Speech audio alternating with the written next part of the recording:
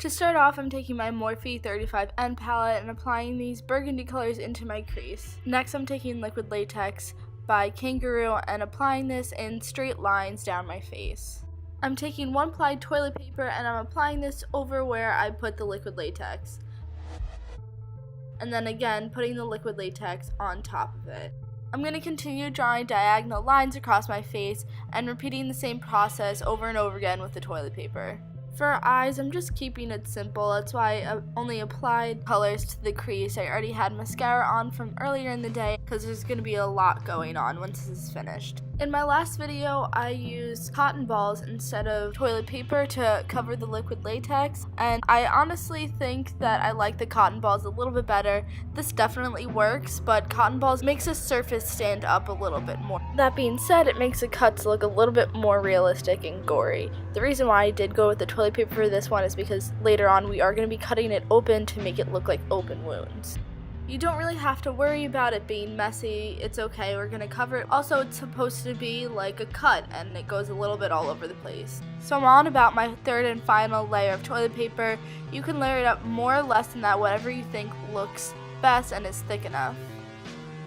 Before we cover it up with foundation, you want to make sure that your last coat is a layer of liquid latex. Using Cinema Secret's foundation in the number 605, which is a few shades lighter than my skin tone, I'm going to apply this all over my face and over where we applied the toilet paper so it blends with the skin.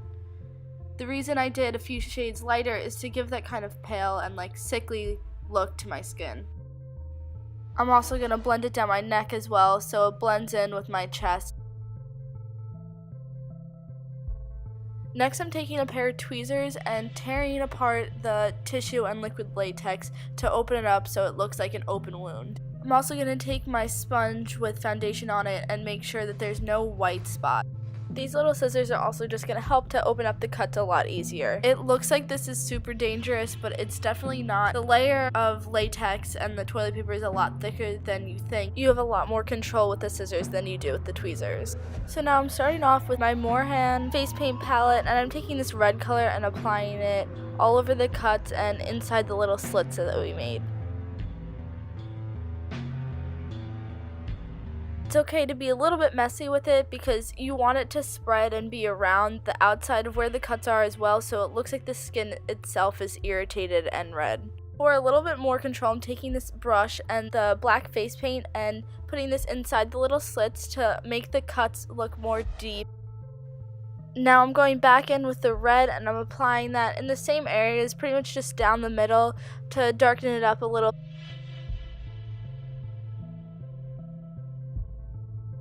Now I'm taking a little bit of the red and black and mixing it together to get kind of a dark purplish color and applying this to the same areas. I'm applying concealer back over it so it has skin color on top but an undertone of red as well. Going back in with the black face paint, I'm going to darken it up again too.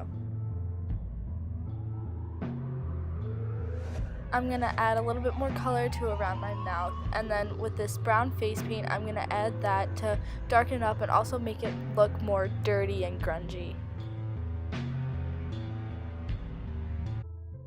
So now for the fun part, I'm going to take this fake blood by Kangaroo and apply this all down the cut and in the open wound.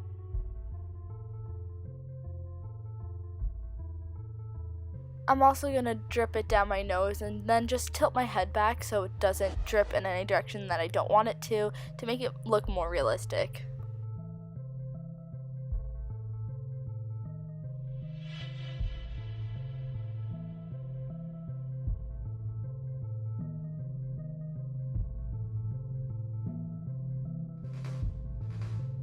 I'm just going to play around with it till I get it to the effect that I'd like.